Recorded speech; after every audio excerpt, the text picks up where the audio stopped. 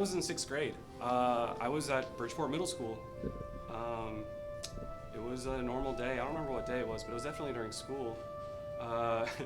Because I was in PE, I think. I was outside, like running around the track, and I remember our teacher coming by and saying, "Hey, come inside." We were all excited, like, "Hey, we don't have to run track anymore." But we went inside, and we quickly realized, that something weird was happening.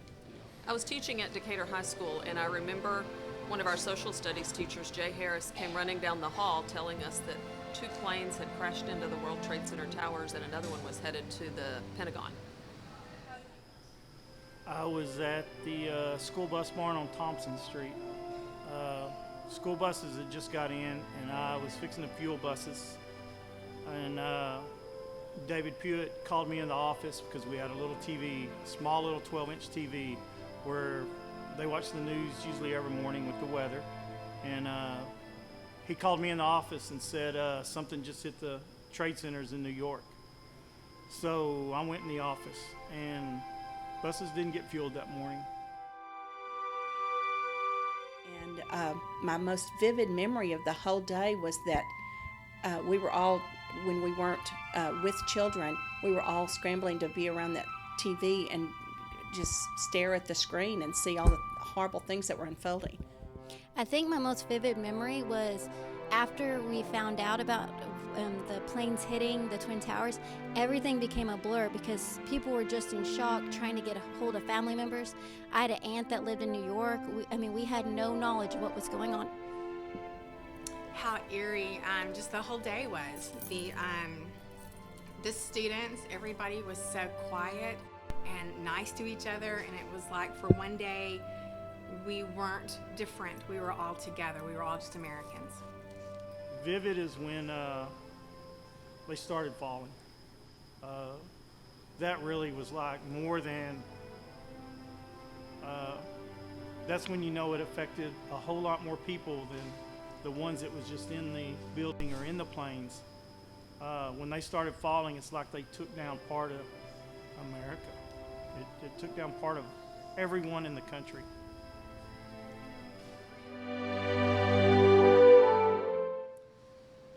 Well, in a pretty literal way, every time I go to the airport or get on a plane, it's different. The security is different. I think you kind of sit in your seat on the airplane and look around and just wonder if you're safe.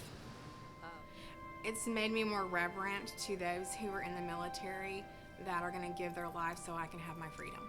Now, it shows we are vulnerable, that it can happen here. And that just changes everything.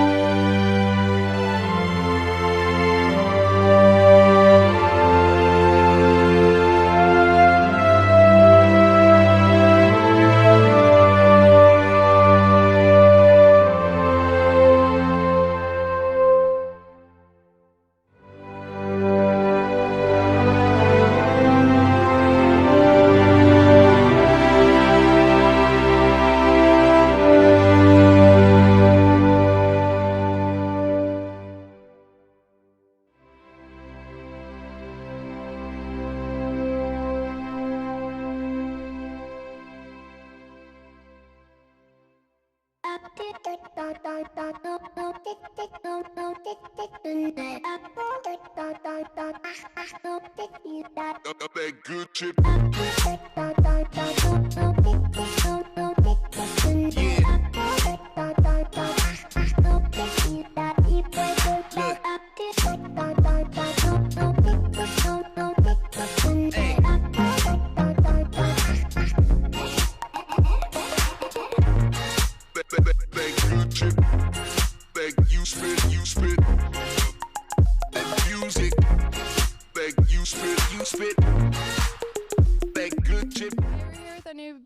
Mr. Spear and Ms. Capehart. So when did our band season start?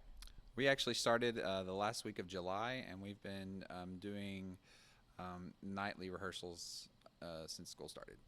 And do we have any upcoming competitions? Yes, our first competition is on September 29th. We participate in the Ponder Marching Classic on October 13th, and then we participate in the UIL Marching Competition on October 20th. So what do we do to prepare for our competitions and Friday night marching?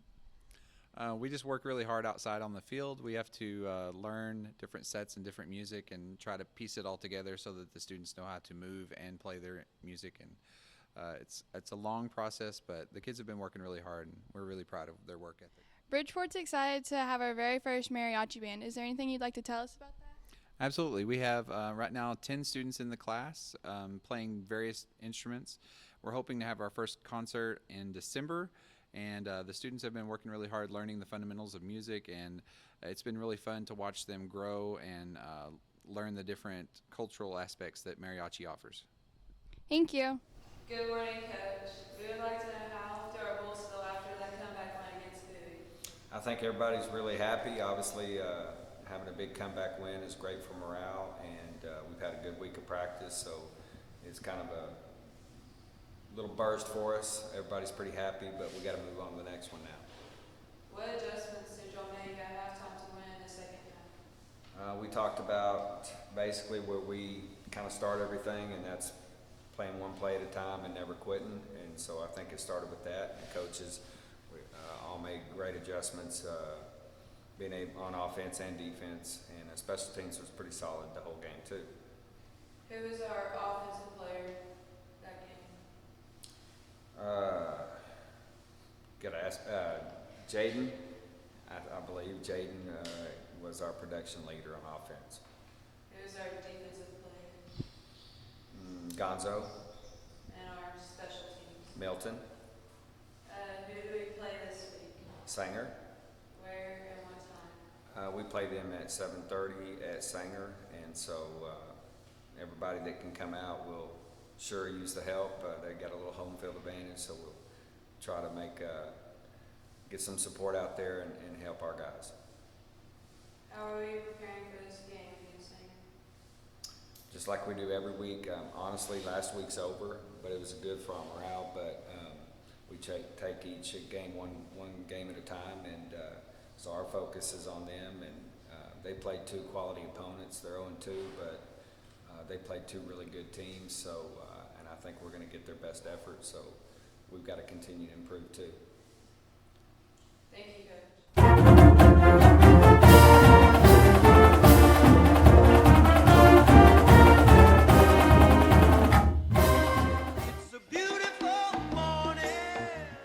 And now, your VHS Focus extended weather forecast. Okay, all you Bull fans traveling to Sanger, the weather is going to be beautiful. Temperatures at kickoff should be in the high 70s, and it looks like temps are staying in the 80s for next week's school week. I love me some fall getting all up in here.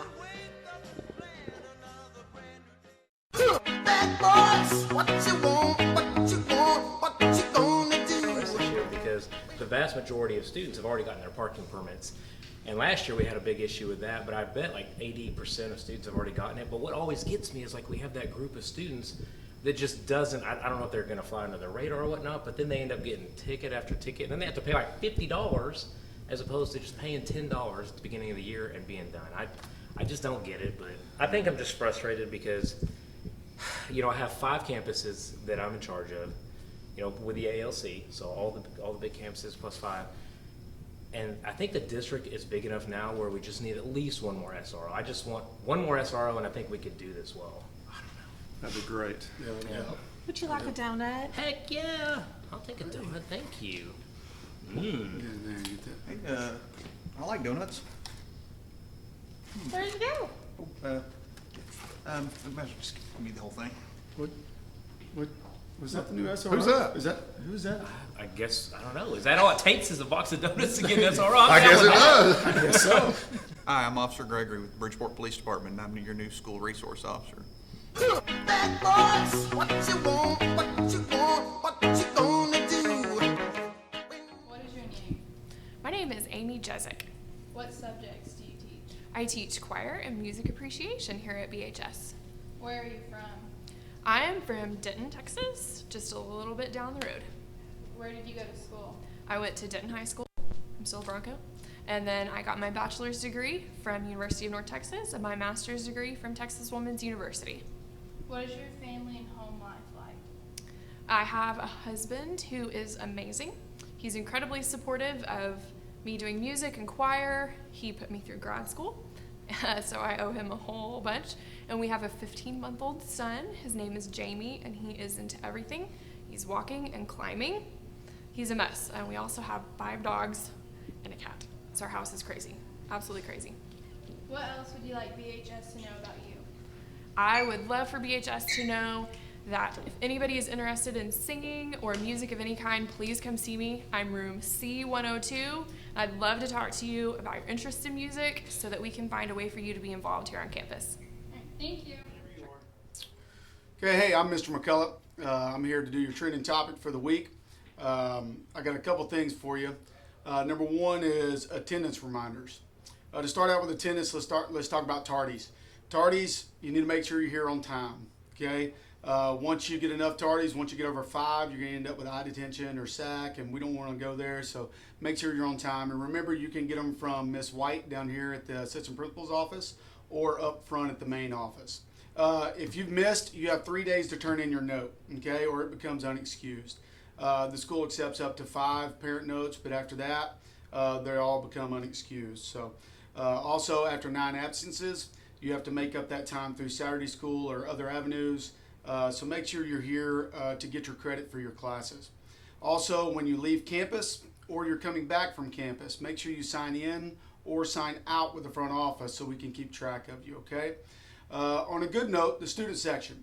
Okay, great job last week at the football game. Great job at the volleyball game. You guys are doing awesome. Keep up the energy. Remember to have BHS pride and be respectful of parents that are there.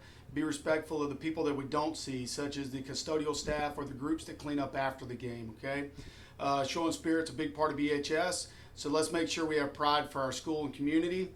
And keep up the good work. I enjoy seeing you at the games. Let's have a good year. Thanks. Tonight, volleyball heads to Burke Burnett with Varsity Sissies playing at 4:30. The cross-country team traveled to Wichita Falls yesterday, and we will have those results in next week's broadcast. And a reminder, the Bulls travel to Sanger to take on the Indians, following an exciting victory last Friday against Bowie. Good luck to all of our Bulls and Sissies. Hey BHS, get ready to say cheese.